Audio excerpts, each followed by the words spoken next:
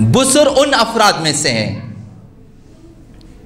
کہ بالآخر آقا امیر المومنین اس کے حق میں بد دعا کی، اور آقا امیر المومنین کی بد دعا سے یہ شخص پاگل ہوا۔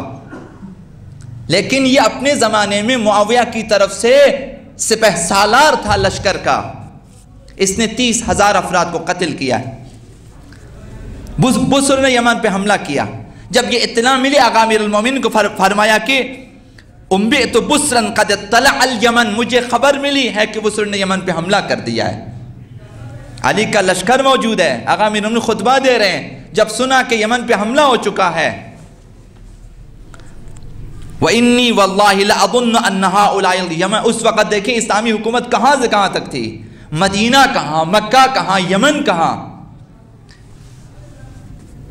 یمن پہ حملہ کیا بسر نے، وَإِنِّي وَاللَّهِ لَأَظُنُّ أَنَّ هَؤُلَاءِ الْقَوْمِ سَيُدَالُونَ مِنْكُمْ، مجھے یقین ہے کہ وہ تمہیں شکست دے گا، یمن والوں کو شکست دے، یعنی تم شیعوں کو شکست دے گا، تم مسلمانوں کو شکست دے گا، وہ حکومت چھین لے گا وہ تم سے، بِاجْتِمَاعِهِمْ عَلَى بَاطِلِهِمْ، وہ اس لیے تمہیں شکست دے گا وہ اپنے باطل مرکز پہ متحد ہے، یعنی شیاطین کا ایکا ہو چکا ہے، باطل قوتوں نے اتحاد کر لیا ہے، اس لیے وہ کامیاب ہو جائیں گے۔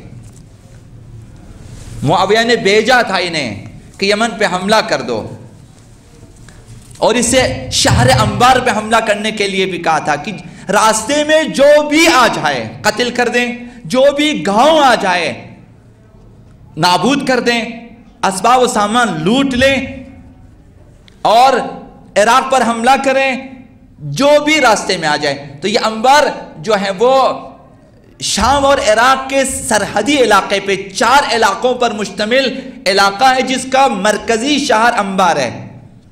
اس میں آقا امیر المومنین کا گورنر موجود ہے، آقا امیر المومنین کا گورنر ابو حسان بن حسان گورنر ہے، تمام لشکر اس کے بھاگ جاتے ہیں، صرف 30 افراد نے مقاومت کی ہے ابو حسان کے ساتھ، اسی بسر کے مقابلے میں 30 افراد۔ حسان نے کہا کہ ہم مقابلہ کرتے ہیں، جو ہمارے ساتھ شہید ہونا چاہتے وہ رک جائیں، جو جان بچانا چاہتے جب تک ہم مقابلہ کرتے تم بھاگ جائیں یہاں سے۔ 30 افراد کے ساتھ ابو حسان یا اشرس ابو حسان شہید ہو جاتے ہیں۔ کس قدر کمزوری تھی کہ جہاں ابو حسان کی حکومت ہے، آقا امیر المومنین کی حکومت ہے، ان کا گورنر ہے وہاں موجود ہے، لیکن جب یہ حملہ کر جاتے ہیں بھاگ جاتے ہیں۔ تو آقا امیر المومنین کی مظلومیت یہ ہے، 1 لاکھ کا لشکر ہے، کیا کریں؟ ابو حسان گورنر کے پاس بہت سے افراد موجود ہیں، لیکن کیا کریں؟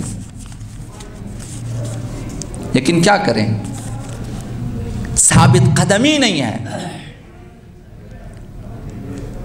ثبات قدم نہیں ہے، عقیدے کمزور ہیں، ایمان میں کمزوری ہے۔ آقا امیر المومنین کو خبر ملی کہ بسر نے حملہ کیا ہے یمن پہ، تو فرمایا مجھے یقین ہے کہ وہ اس حملے میں کامیاب ہو جائے گا اور تمہاری حکومت کو وہ چھین لے گا۔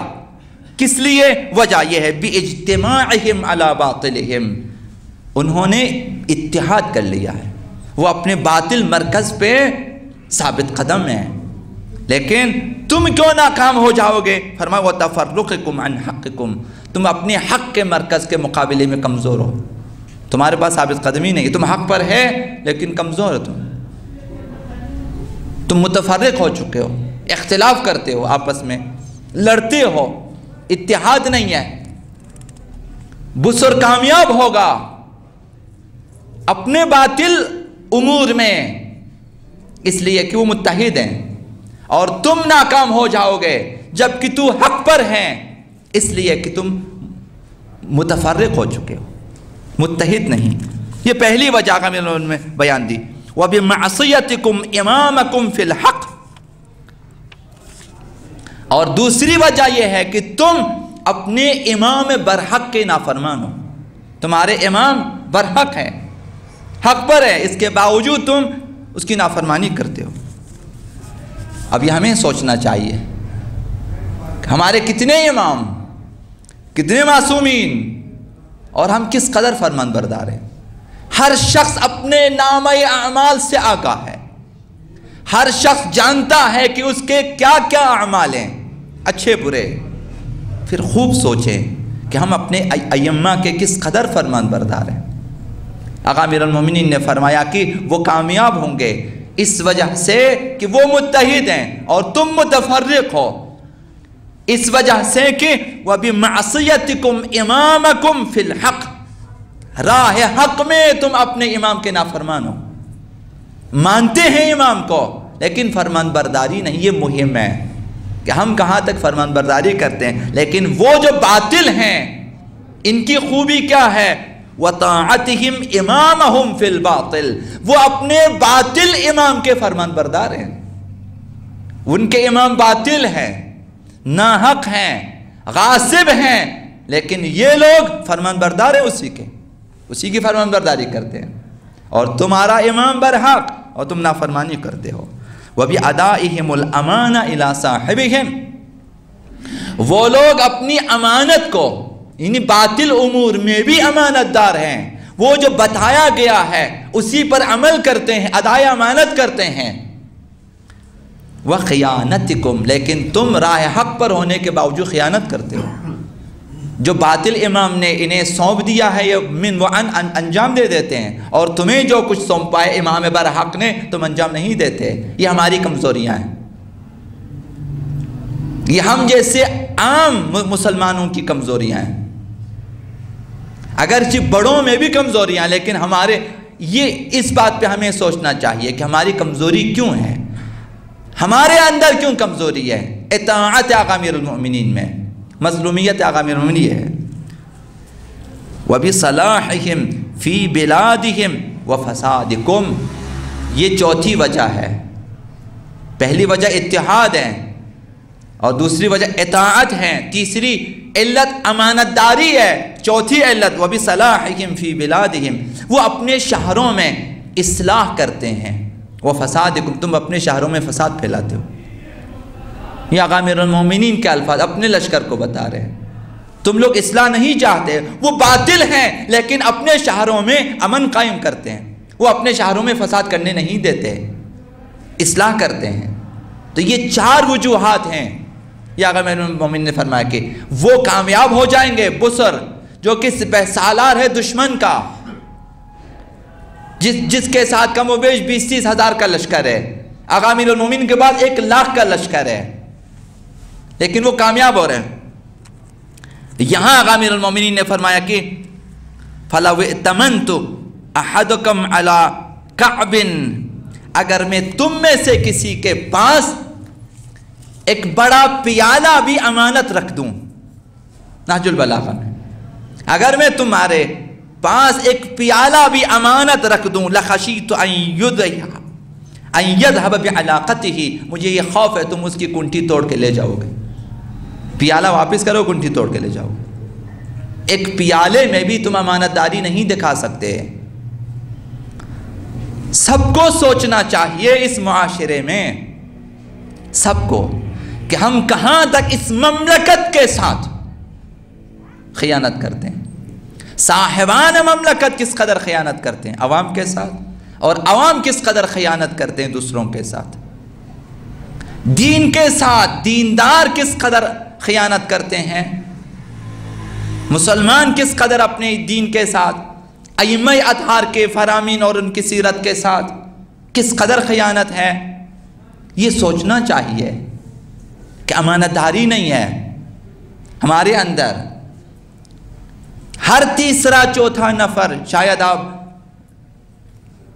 باور کر سکیں، ہر تیسرا چوتھا نفر اس تاک میں ہے کہ ملے کہیں سے تو لے لیں، کھا لیں، جائز ناجائز اس تاک میں ہے۔ جب ناجائز اور حرام کاموں کی فراوانی ہو جائے، حرام آمدنی کی فراوانی ہو جائے، تو پھر آپ جا کر دیکھیں وہاں اگر ایک شخص با تقوی مل جائے تو آپ پھر اس کی قدر کریں، نہ ملے تو سب پرہیزگار ہیں، ملنے کے بعد ملنے کے بعد کون پرہیزگاری دکھاتا ہے، یہ مہم ہے۔ تو ہم میں سے ہر شخص اپنی جگہ سوچ سکتے ہیں کہ میں کہاں تک حرام خوری میں مبتلا ہوں۔ ائمہ اطہار نے آسان ترین راہیں بیان کی جوانوں کے لیے، ہمارے لیے۔ ہم آسان ترین راہ پہ جا کر بہترین زندگی بسر کرنے کے لیے تیار نہیں ہیں، مشکل ترین اور حرام ترین کاموں کو انجام دے کر مشکل ترین زندگی گزارنا چاہتے ہیں۔ اہل بیت نے بتایا، فقہاء نے بتایا، آقا امیر المومنین نے، ائمہ اطہار نے، مجتہدین نے، کہ اگر تمہاری دنیاوی زندگی بھی آباد کرنا چاہتے ہو تو 5 وقت کی نمازیں پابندی سے پڑھیں، اول وقت میں پڑھیں، باجماعت پڑھیں۔ مشکل ہے، 5 وقت کی نمازیں ادا کریں اور آپ کی زندگی کا بیمہ ہو جاتا ہے۔ نماز شب 15-20 منٹ کی نماز آپ کی زندگی کا بیمہ ہو جاتا ہے۔ سورہ واقعہ پڑھیں، زندگی کا بیمہ ہو جاتی ہے۔ کئی دفعہ آپ کی خدمت میں عرض کر چکا ہوں،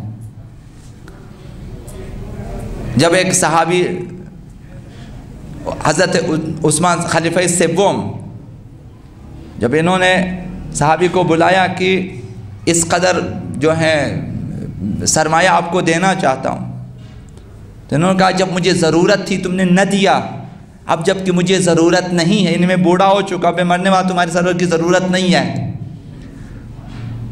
تو حضرت عثمان نے فرمایا کہ تمہاری بیٹیوں کے لیے ہی صحیح، کہا کہ بیٹیوں کو تمہاری ثروت کی ضرورت نہیں ہے۔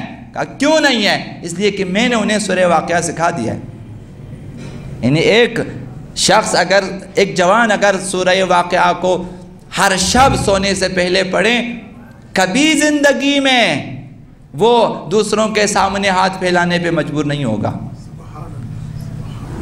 بالکل آسان نسخے ہیں یہ، ائمہ اطہار کے اصحاب کی زندگی میں چیزیں موجود ہیں۔ اگر قرآن کی تلاوت ہوتی، آسان زندگی، جسے بسر کرنا نہیں چاہتے، کہتے ہیں نماز نہیں پڑھیں گے، بے شک در در کی ٹھوکر کھائیں گے، رشوتیں دیں گے نوکری میں، پھر بھی ناکام ہو جاتے ہیں۔ کبھی سوچیں آپ نے کہ جن افراد کے پاس کوئی اثر رسوخ نہ تھا، کوئی سورس نہ تھا، وہ کیوں کامیاب زندگی بسر کر رہے ہیں؟ اور بعض افراد نے بتایا کہ اس قدر ہم نے اثر رسوخ چلا ہے پھر بھی ہم ناکام ہیں۔ ان ناکامی کی وجہ ہے اگر نماز پنجگانہ سے رخ موڑو گے زندگی تنگ ہو جائے گی، یہ وعدہ الہی ہے، اسے باور کریں۔ وَمَنْ أَعْرَضَ عَنْ ذِكْرِي فَإِنَّ لَهُ مَعِيشَةً ضَنْكًا، جو میری یاد سے، نماز یاد الہی ہے، اقم الصلاۃ لذکری، نماز کو میری یاد کے لیے قائم کرو، نماز یاد الہی، اور جو یاد الہی سے منہ موڑ لیتا ہے اس کی زندگی تنگ ہو جائے گی، یہ خداوند متعال کا وعدہ ہے۔ یہ وعدہ 100% عملی ہے اس دنیا میں۔ جوانوں کے لیے مشورہ دے رہا ہوں، اگر زندگی تنگ ہو رہی ہے پنجگانہ نمازوں کی طرف آئیں، اخلاص کے ساتھ نماز شب کی طرف آ جائیں۔ لاکھ تعویذیں کر لیں، آپ نماز شب پڑھیں، نماز شب والا کامیاب ہو جائے گا، لاکھ تعویذوں والا کامیاب نہیں ہوگا۔ نمازوں کا اول وقت میں انجام دیں، آپ کامیاب رہو گے، سرخرو رہو گے، گناہوں سے دور رہو گے۔ ہم لوگ عمل میں پیچھے ہیں، یہ تو معمولی عمل ہیں، معمولی عمل ہیں، یہ ایسے لوگ بہت تھے۔ آقا امیر المومنین نے فرمایا کہ مجھے تمہارے بارے میں یہ خوف ہے کہ اگر ایک پیالہ بھی تمہارے پاس رکھوں اس کی کنٹی بھی توڑ دو گے تم لوگ، اور اسے لے جاؤ گے وہ بھی۔ تو امام نے فرمایا کہ باطل امام و مأموم میں یہ 4 صفات موجود ہیں جس کی وجہ سے کامیاب ہیں۔ بسر نے حملہ کیا تھا، وہ کامیاب ہو گیا اپنے حملے میں، اس کے بارے میں بیان کیا کہ 4 صفات ہیں۔ بِاجْتِمَاعِهِمْ عَلَى بَاطِلِهِمْ، وہ اپنے باطل امور میں متحد ہیں، اجتماع کیا، اکٹھے ہو گئے، وہ لوگ متحد ہو گئے۔ ہمارے درمیان چونکہ اتحاد موجود نہیں ہے، اگر حقیقتاً پوچھیں ہمارے اندر اتحاد نہیں ہے، ہمارے اندر اجتماع ضرور ہے، اتحاد نہیں ہے۔ ہم لوگ اکٹھے ہو جاتے ہیں لیکن سب متفرق ہیں، لیکن ایک ہونے کے لیے تیار نہیں ہیں۔ ہم لوگ کسی ایک ایجنڈے پہ متحد ہو جائیں اور اسے پائے تکمیل تک پہنچیں۔ اسی لیے ہمارے تمام تنظیموں کے تمام انجمنوں کے، تمام پارٹیوں کے سارے ایجنڈے سال ہر سال اسی طرح سے ناکام ناتمام پڑے رہتے ہیں، کامیاب نہیں ہوتے ہیں، اس وجہ سے کہ متحد نہیں ہے۔ باجتماعہم علی باطل، وہ اکٹھے ہو گئے اپنے باطل پہ، وطاعتہم امامہم فی الباطل، ان میں یہ دوسری خصوصیت، وہ اپنے باطل امام کی پیروی کرتے ہیں، اطاعت کرتے ہیں، وہ اطاعت کرتے ہیں۔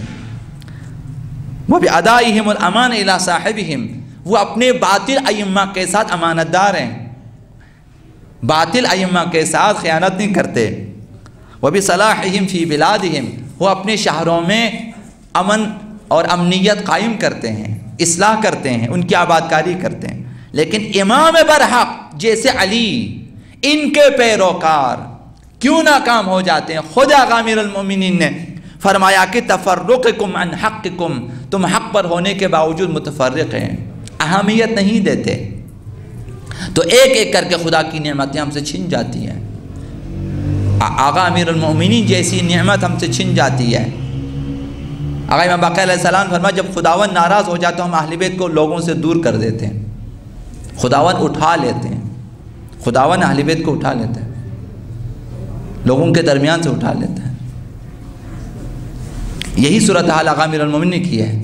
آقا امیر المومنین دل برداشتہ، ملول، دل تنگ ہو کر یہاں سے گئے، آخری وقتوں میں بھی جب کہ زخمی ہے، فرمایا کہ میں دل برداشتہ ہوں ان سے، میں نے بد دعا کی ہے اس امت کے لیے۔ وَبِمَعْصِيَتِكُمْ إِمَامَكُمْ فِي الْحَقِّ، تمہاری دوسری کمزوری یہ ہے کہ راہ حق میں اپنے امام کی نافرمانی کرتے ہو، جس طرح امیر المومنین کی نافرمانی کی۔ ان کے اکثر جو لشکر والے تھے، سپاہی تھے، نافرمانی کی۔